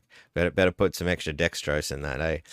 So, yeah, the noticer. Chinese illegal immigrant allegedly sent 4.9 million scam texts from squalid Townsville sharehouse. Awesome. The Chinese illegal immigrant has been refused bail after being charged over an alleged phishing scam where Australians were bombarded with millions of fraudulent text messages. Chinese national, I'm not even going to try, Jaihu Liu, well, it looks like I tried, 30, was arrested on Tuesday in a squalid share house in Aitkenvale, Townsville. Why, I'm not surprised. Where police allegedly found a SIM box and 1,265 SIM cards and faced Townsville Magistrates Court on Friday. Why the Magistrates Court? Oh, that's right. Because here's another thing I discovered recently. They love throwing things in front of the Magistrates Court so you can't get legal aid. Just about anything goes in front of a magistrate court that won't give you legal aid. You have to fund it yourself. And since the prosecutor can choose which court they go in, they often do that to stop you being able to defend yourself, or at least economically hurt you. We may not be able to make these charges stick, but we're going to bust your wallet open. We're going to make your life painful. It's called the weaponization of the judiciary. Because I would have thought something to this effect should have gone to a higher court. But anyway, court heard that Liu, who needed a Mandarin translator, what a surprise, had been living in Australia unlawfully and actively tried to avoid detection while allegedly sending 4.9 million texts directing victims to fake websites in order to steal their money and or personal information. Queensland police allege the texts were designed to look like they were from Medicare Australia, Australia Police, the Commonwealth Bank, Centrelink, Transurban, and Linked. A police prosecutor describes Lou's alleged offending as serious. No shit. And it's clearly used to facilitate either criminal organisation or individuals in order to defraud members of the community in Australia. I want to know how the guy got in. That's another big question, Police accepted a part-time job on Chinese social media platform WeChat and was sent a SIM box and 100 to 200 SIM cards in the mail. Was told to connect it to a computer, grant someone else remote access for setup, send photos of the cards to a big C for activation, and change the cards nightly. There you go. He denied knowing they were scams and believed the messages were advertising. Bullshit.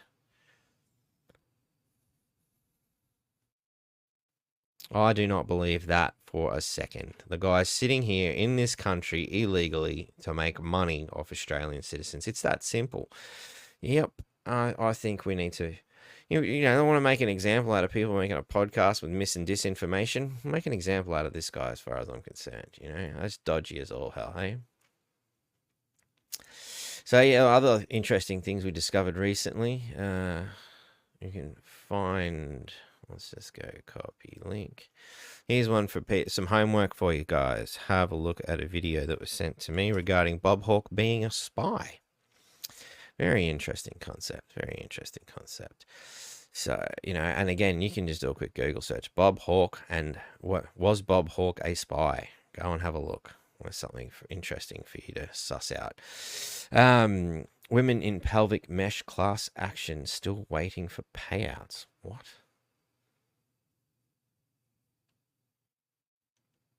Pelvic mesh? Do I even want to know?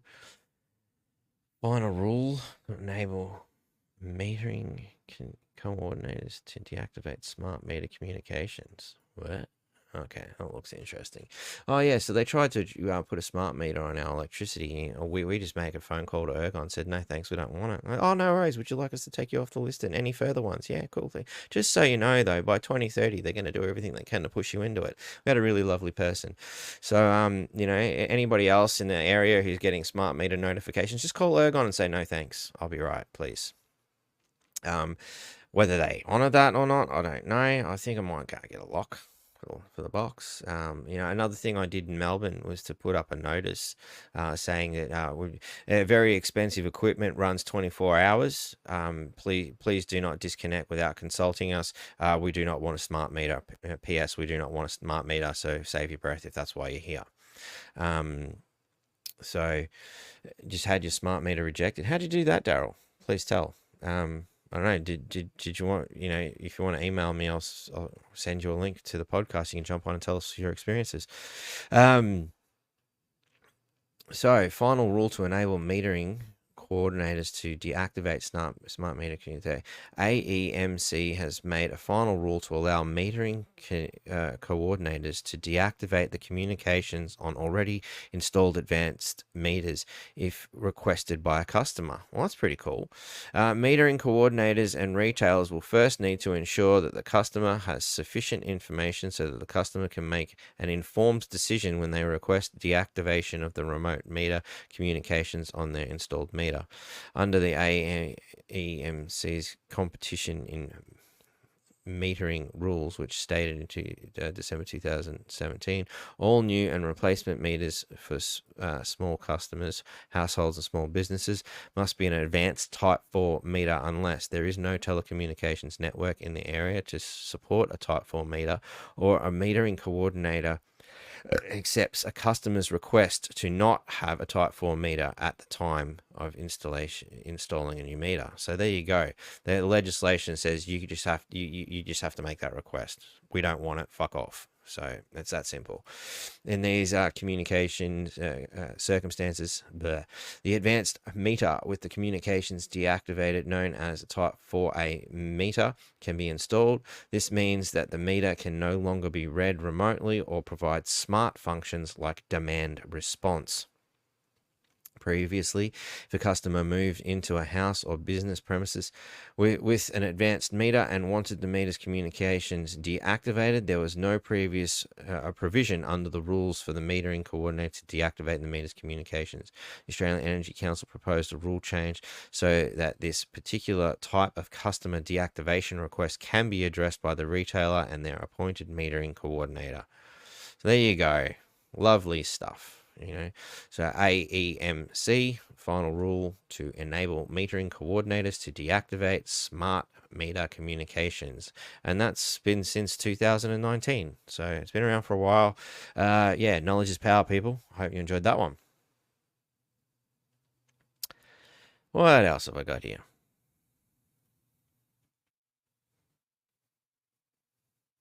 Oh, this is another one that's very inconvenient for certain people. Sure, you'll be able to figure out who. Sahara Desert turns green. So we might even see if we can get a copy of that video, shall we? How did I do it the other day? I think I did it this way.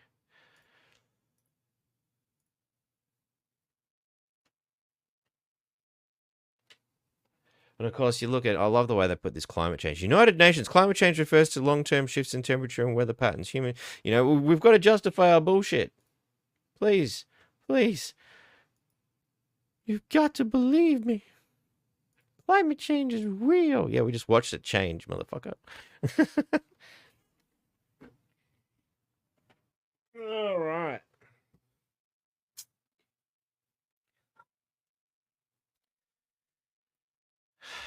Where is it? All right, I just got to put these things in the right folder so I can find them later if I need them. Sorry, last minute stuff. I was very, very, very inconsiderate of me to go and get some food so that I could feed my children for lunch instead of preparing this show further. I hope you can forgive me. Is that it? No, it's that one. There we go. Save it in there. And bring that down. Sorry about my typing. My phone is playing. Oh, that's all right. So just forgive me for all my mistakes and stuff. Even when I've got a good keyboard, I still get my typing wrong because I can't spell. Benefit of a private education. Doesn't matter whether you pay top dollar or fuck all. And the education system seems to suck no matter where we are. It only caters for specific ways of doing things that didn't exactly work for me. So, where was I? I was over here, and I'm going to load this up, and we're going to grab that. Let's have a look at this video, shall we? Loading. Because, yeah, it looks pretty interesting. I want to, Sahara turns green. Should we celebrate or worry? Of course we should. Definitely worry. Give more power to the government. They can solve it with a whole bunch of taxes, I'm sure. Hi, g'day, Susan. How you going? What time is it in Scotland?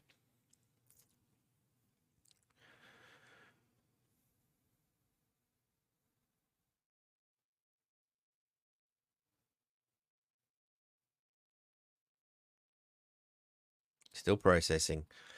Well, maybe we should have a look at something else while we're waiting.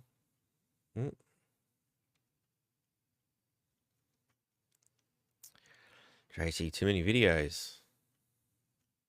She sent me so many videos. It's huge. What's Mark sent me? He usually sends me a lot of shit too. More videos.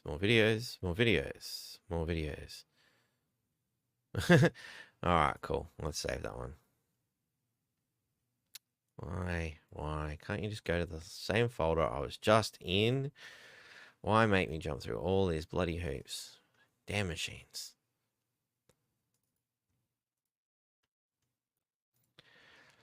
All right, so anyway, Sahara turns green. Let's have a look, shall we? For our last story tonight, let's talk about the land where time seems to stand still. The land with a relentless sun and rippling sand. I'm talking about the Sahara Desert. It spans across North Africa. It's the largest hot desert in the world, one of the driest regions on Earth, but maybe not so much anymore. The Sahara is blooming with life. NASA has released satellite images. They capture the desert's green shift, with plant life popping up everywhere, adding color to the typically arid land. Why is this happening? Is it a cause for celebration or a sign of devastation? Our next report tells you. This is the Sahara Desert. It spans across North Africa with an area of more than 9 million square kilometers. It is the largest hot desert in the world. But for scientists, the Sahara is like a large open-air museum, where the shifting sands and the weathering bring up ancient landscapes from a bygone era. Did you know that thousands of years ago, the Sahara was nothing like it is today? It was home to lush greenery, packed with lakes and rivers, even forests. So the Sahara is an immense data bank. It can tell us what climate change can do to a region, how it can affect landscapes and civilizations, how it can turn a savanna brimming with life into one of the hottest and driest places on Earth. Because today, we are witnessing this shift once again. But this time, climate change is taking the Sahara back to its roots. NASA has released satellite images of the desert. They show a dramatic transformation. The Sahara is shifting green. You can see the influx of color from space. Over the past few months, the region has witnessed heavy rainfall, so plants are growing across the desert, especially in Morocco, Algeria, Tunisia, and Libya. These are generally treeless landscapes. They rarely receive any rain, but now green shoots are sprouting up across these regions. Now, considering the region's history, this is not completely unusual. The Sahara looks like a desert, but when a deluge of rain pours in, everything starts greening quickly. Plant life starts to sprout. Nature responds readily. What's unusual is the rate at which this is happening. The flora may look pretty, but this is a devastating sign of the things to come. Climate change is changing the tracks of storms. In Africa, it has moved the storm system northward, so rainfall in the region has become stronger and more frequent. Within a matter of days, North Africa received a year's worth of rainfall. So typically dry areas like Niger, Chad, Sudan, Libya and Egypt have received more than 400% of their typical rainfall since July. Now there is catastrophic flooding. About 4 million people have been severely impacted, and the Sahara Desert is about 6 times wetter than it should be. Meanwhile, because the storms have shifted, some countries that should be getting more rainfall, like Nigeria and Cameroon, are getting fewer rains. They received between 50 to 80% of their typical rainfall since July. Scientists say this is only the beginning. Climate change is disrupting seasons, making natural disasters worse and inviting major consequences. So while the Sahara looks fascinating with its newfound greenery, this is no cause for celebration.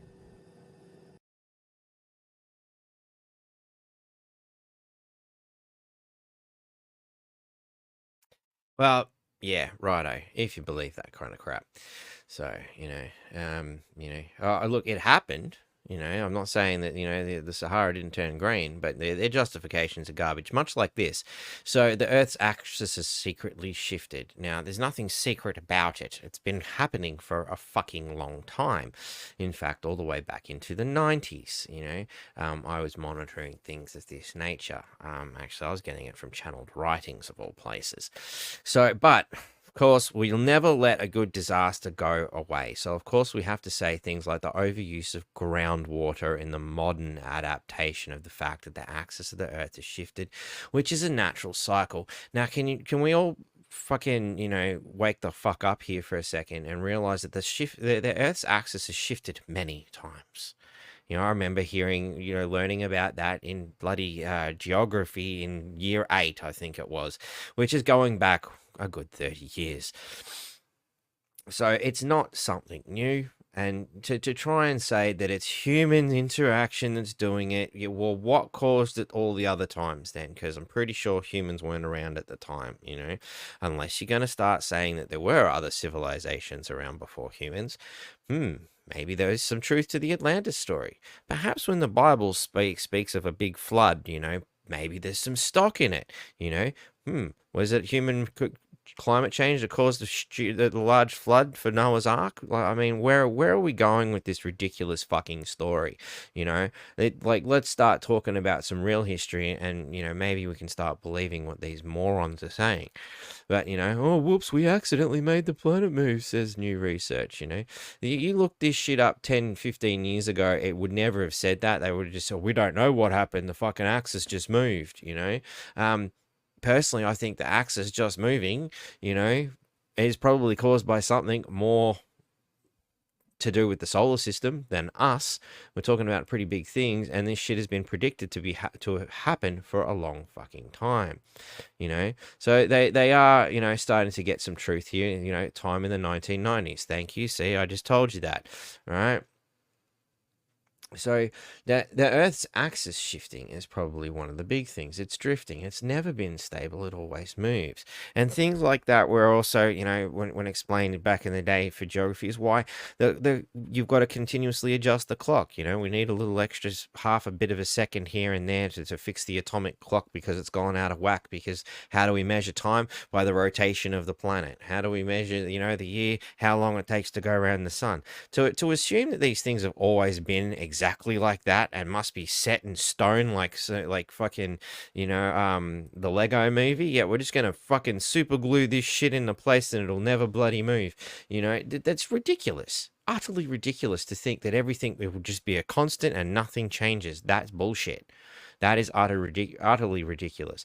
Again, human caused climate change. Have we had some of effect? Probably, but to the extent they're saying, I think you'll find there's more factors to it than just this. Multiple factors. But of course, as more and more people point out things like, the Earth's axis has been shifting for a long fucking time. Do you think that might have something to do with it? Quick, let's grab that and use it too. They can hijack anything. They always do. I wouldn't have any faith in anybody saying that climate change caused the Earth's rotation to move, for instance. NASA funded studies. Yeah, righto. And because they're, need another 7 astronauts is always bloody someone you should listen to. Or never a solid answer, as I like to say, or never a straight answer, as someone else pointed out as well.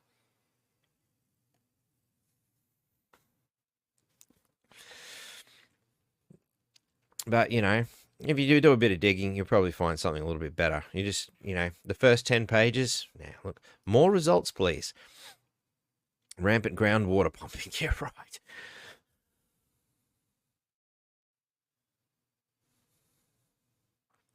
You just keep getting the same stuff, the same bullshit friggin' things. Anyone got another search engine we can use other than DuckDuckGo? It used to be good. It sucks now. Earth's tilt influences climate change. See, here's something a little bit more interesting. So, that's from 2015. So again, we can see how the story changes, right? Louisiana State University... a climatologist, and I'm not going to try, Christine DeLong, contributed to an international research breakthrough that sheds new light on how the tilt of the Earth affects the world's heaviest rain belt. Starting to see a pattern form now. DeLong analyzed data from the past 282,000 years. Yeah, because, we've been pumping on, coal and pollution for a long time, haven't we? 282,000 years ago, we started with running cars around, and that's why we need such a long time frame. Hey, for the first time, a connection between the Earth's tilt, called obliquity, that shifts every 41,000 years. See, here they're telling you the truth. They're pointing out that it happens constantly over large cycles, and it's a natural cycle. And the movement of a low pressure band of clouds, that is the Earth's largest source of heat and moisture, the intertropical convergence zone, or alphabet. I took data and put it through a mathematical prism so I could look at the patterns, and that's, I'm going to save this page.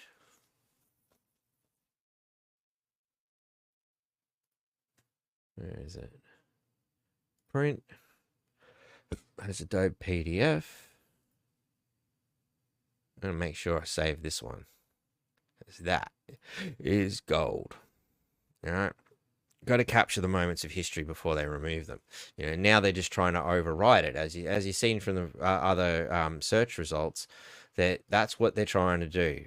They come out with the truth 10 years ago. Now they're trying to change it. Oh, it's because of this, that, no, mankind has done it still. We can't let go of our story. Yeah, righto. So there's a little bit of fun for you. I've gone off topic. So I think we might leave it there because we're hitting the 2-hour mark. I don't want to make this too bloody long. People won't watch it. So there's a little bit of extra bonus content for you guys. Hope everybody has enjoyed this podcast. I haven't got data. No, but they do have things like core samples. So when it comes to how have the magnetic poles shifted, well, you just got to find, the runs of metal. So, when those ores and stuff come out of, say, like a volcano or something to that effect, it'll set in a certain direction, so because of the magnetic pull. So that's how you can determine what happened at certain levels through sedimentary layers and whatnot. The axis of the Earth was this way at this time period because we've got, the geological record to prove it. So that's fundamentally how they used to do science. Now it's just like, quick, what's the latest propaganda and how do we twist this one?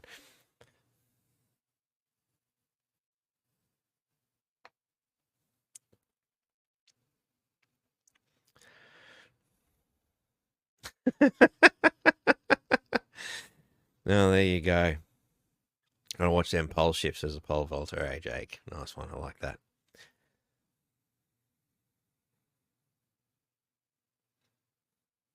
Yep, exactly, Clark. Exactly. Volcano in one eruption will do more than thousands and thousands of cars. Volcano, gold dredging. Client shared this astrocartography. If there's a picture there, I didn't see it. Did you end up sending me? What do we got here? Oh, it's from Angela. That's something different. All right, guys, I'm going to leave you there for now. I hope you've enjoyed this podcast. Please do make them submissions and get as many people as you know to make one as well. Even if you just grab the details and email people, not everybody's going to watch a 2-hour podcast and shit, And, a lot of, are we having sips today? Yeah, we've had plenty of sips, man. Sips again.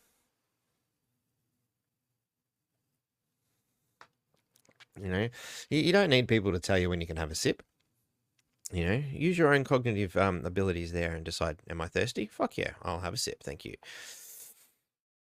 So how's the new lighting, by the way? I bought a new light today. Something that I can actually control the dimmer a little bit because I wanted that little Batman thing that Mark gave me. Thanks, Mark, for that, by the way. To shine a little bit more. And, the light I did have was huge and it was taking up a lot of space. This one's a little bit smaller and I've got control. What do you think of the lighting? Does it look a bit nicer? I can actually adjust the color too to give it a little bit more of a, a tungsten sort of a look as opposed to sips with coffee. Yeah, whatever works for you, Susan. No worries, Clark. My pleasure. Thank you, Adrian. So yeah, where was I? Lighting is perfect. Cool. Thank you. Awesome. You probably noticed I've stuck with a somewhat horror theme because the nature of our conversation this weekend has been very horror Very scary shit. Fuck climate change. These people want to take my voice away, thank you, people of the power. 6:45 in Scotland. 6:45 a.m. Can I drink at this time? I like the way you put that. Very nice. Fair enough. Oh, or was it the old 80s movies? I think it was. The coppers fucking pouring vodka and scotch into their coffees in the morning just to keep them going. I guess it's not that time period anymore. You probably should be more responsible. I like the bat symbol. Thanks, Rachel. That's thanks to our good friend Mark James, who brought that round for me. It's a wonderful contribution to the show. So, yeah, cheers. All right. I'm going to leave it there, guys. Yeah. Like I said, send some emails out, just private message people with those links. Hey, here's where you make a submission. If you need any help, let me know, sort of thing. All the content you need is on that Telegram. Oh yeah, that was one more thing before we go. There was a picture here that Mark James, the contributor of the Batman logo, gave me. Turns out I got a bit of competition here. That probably does a better job than a lot of the guys at the mainstream, eh? Yeah, I bet you that koala would turn that camera in the direction of police brutality towards innocent COVID protesters. There you go. All right, thanks, guys. Yeah, don't forget to, if you want to become a Patreon, that's always very helpful. Who is being very inconsiderate and calling me? Yeah, I'll deal with that later. What was I saying? Oh, yeah, Patreon. Don't forget to become a Patreon. You know why. Hey, man, I got 5 kids to feed. Take him to the dentist. So, with that many kids, every little bit helps. If you could, see your way clear to making a little contribution here and there, it all helps. I purchased a few books. I'm going to start looking into a few other little options. Obviously, Adrian's helping us out with some merch, which is great. Don't forget, we got shit stirrers now. Shit stirring. You got some of these coasters if you're interested, whichever ones you like. Oh yeah, the one that's in use. I like these ones. A nice cheap option. They're only $3. Those ones. Some of these other ones that I think that's a $8 and that's a $5. Buy a set. Maybe we can even haggle on large purchases. We got our little pen holders. What else have we? So yeah, we got fridge magnets. Let everybody who goes for a beer into your fridge know how you feel. We got them in black and blue. I'm sure Adrian can do them in different colors too, no doubt. They're pretty cool. Dog tags.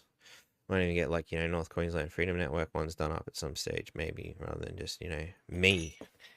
Because if everybody starts wearing these, and then there's next time there's a protest, and the coppers are shooting at us, there's going to be a lot of people in graveyards and stuff called Batty.